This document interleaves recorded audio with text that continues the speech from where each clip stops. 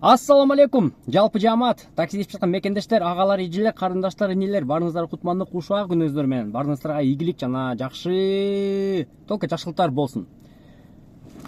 Видеону мына перечень документтерин баштап берейин, анан кийин түшүндүрүп берейин. Өзү обложкадан боюнча түшүндүңөр го болуш керек, эмне боюнча экен. Так, бул НСК, каска, эменики, страховой, машинага страховой болгон. Так, получается, бул жерде чек, чек, бул эме, трекердин чеки. GPS трекер койгон да машинага. Так, бул так, чыгарылыш неме экен, жана акчаны алды дегенчи, банктан ордер. Бул доверенностьтин копиясы, генеральный доверенностьтин копиясы, жана согласие, менин келинчегимдин согласиясы. Так, бул договор о залоге, жанагы унага ограничение коюп койгон. Машинаны сата албайсың и эме кыла албайсың деген ограничение. Так, бул уже кредиттин договору, могу. Жанагы кредит берген банк менен ортогуздагы договор. Бияқта жанагы могу. График платежей, ал жак бул жак, короче. Бүт ушул документтер менин колумда. Естественно, бул документтер берки банктын да колунда. Эми история мындай болот. Машина издейм, выкуп калайын, без первоначального взноса наркы берки деп. Анан кийин былтыр издеп баштагам. Ошондо машина чыккан. То есть компания чыккан. Азыр компаниялар көп го негизи. Ошо компания чыгат мага, короче, компания чыгып туруп, бүт бардыгын өзүбүз кылып беребиз. Жанагы много страховка, жанагы трекер, наркы беркилерин полный өзүбүз бүтүрүп, ошо алган кредиттен эме кылып, силер бир гана эме кылыш керексиңер деген, патент жасашыңар керек деген да, банкка одобрение алыш үчүн патент керек деген. Мен паспортумду жөнөтөм, паспортумдон одобрение келет.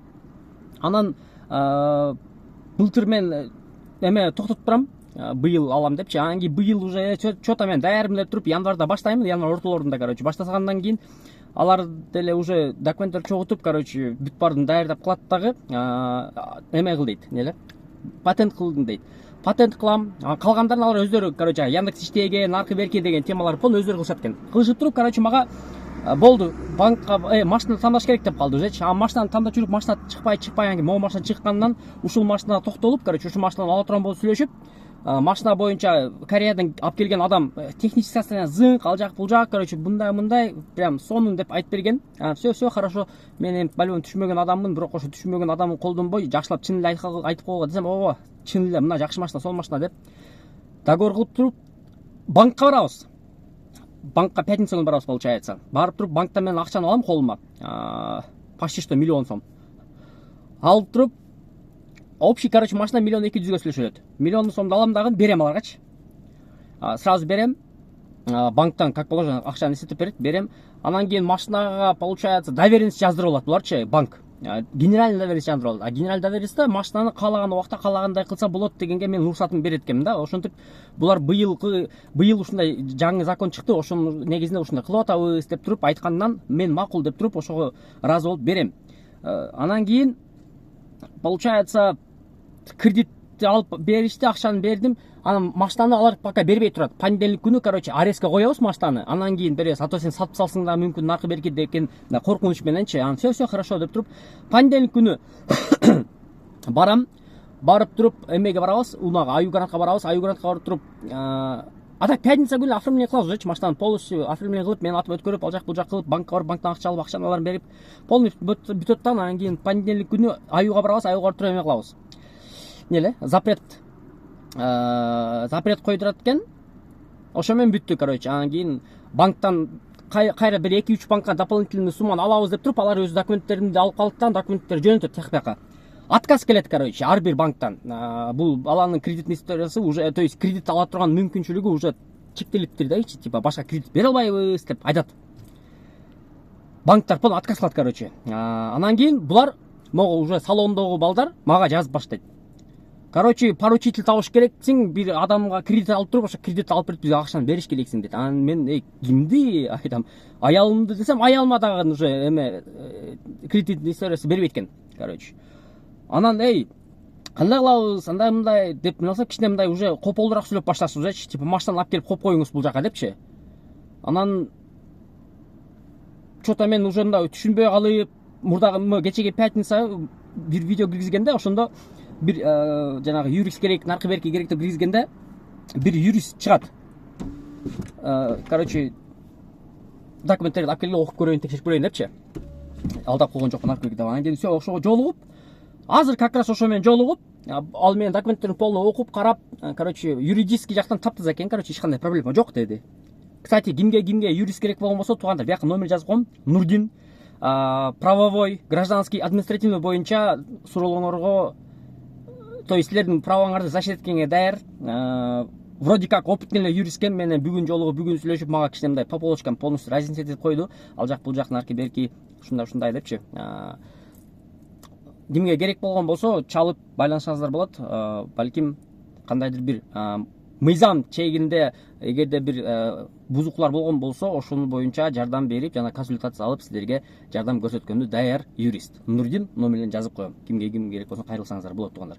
Анан ушул боюнча айттым да, менче ушундай машина алып келип коюп кой, наркы берки деп атат дейт. Анан мен айттым дедим аларга, короче, поручитель жок менде, кайсы адамды коюп силерге кредит алып берем. Мен хорошо, айма-ай кошуп кутулайын акчаңардан да.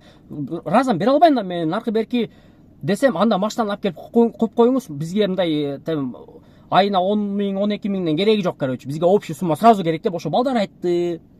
Анан мен, блин, эми кандай болот, не болот экен деп коркуп, уже мындай нерв болуп баштадым да. Анан кийин ошо юристке жолугуп мен алсам, юрист айтты, короче, жок, бүт, эгерде мына банктын эле акчасын как положено төлөп туруп, анан кийин неме кылбасаңар, банк, короче, иштеке кылбайт. Берки балдар менен эми как анализ айтасыңар да, силер акча каяктан табат элеңер, акча жок болсо. Айма-ай төлөй турган сүйлөшкүлө. Эгерде жок, тетигиндей катуу сүйлөгөн болсо, анда ал мыйзамга туура келбей калат дейт. Короче, ошентип түшүндүрүп кетти. Мыйзам чегинде аркылуу бул жагынчы. Мен принципи төлөгөн даярмын, айма-ай төлөп как положеначы. Ал немеси жок. Анан кийин мына машина боюнча деле мисалы жагы саткандар деле, бул машина класс бас деген, бирок по-любому машинага деле бир качты 50 миңден кирип кетти да. Ал жак бул жагын полный тазалаптын аркылычы. Майса алмаштырып, тиги астындагы поддондан немесиген тешилип калган экен, андан герметик деп, короче, ардеке болду. Кривоносова дейт. Ошондой болду, короче. Азыр мен ошо таксиде иштеп эле жүрөм, получается, эч кандай эмеси жок элечи. Бирок ошонун негизинде ушундай деп сүйлөп калган үчүн, мен ушинтип коркунуч пайда болгон үчүн мен ушинтип эме кылдым. Машинаны алып коебуз, коюп коюңуз деген үчүн мен ушинтип чыгып атам. Эмне дейсиңер? Советиңер берип кеткилечи, оюңар жазып кеткилечи, мындай чисто оюңар жазып, кандай болот, не болот, мындай бөлүшүп кеткилечи, сураныч. Силердин поддержкаңар мага азыр аябай керек болуп аткан кез. А так кимде ким вообще негизи таксиге иштеп, таксиге машина алып, мен кылам деген болсо, алсаңыздар болот, в принципе. Жакында эртең уже такси сезону деле башталат. Кимге ким таксиге иштеп машина алам деген болсо, тоже варианттар бар караштырганы. Анан кийин кайсы паркка иштейм деген вопрос менен жаралаткан болсом, силерге мен автосити паркын сунуштуп кетейин. Кимде ким ушул паркка кошулган болсо, 1,5%, 200 сом бонус при подключении, ихсандар, розыгрыштар, бонустар болуп турат, жана страховка бар. Страховка бул сизде ДПП пайда болуп калган болсоңуз, сиздин күнөөңүз менен протокол негизинде сизге 10 миң сомго чейин жардам көрсөтө турган парк. Номерлерин, адрестерин калтырып кетем. Кусейин Көлбаева 43-те жайгашкан. Кимде ким барып кошулган болсо, кошулуп иштесеңиздер болот. А мен дальше жумушту улантайын. Барыңыздарга чоң рахмат. Көңүл буруп, угуп до конца лайк басып туруп, комментарий жазып коюңуздар үчүн чоң рахмат. Бисмилlah. Партнер дефте турам.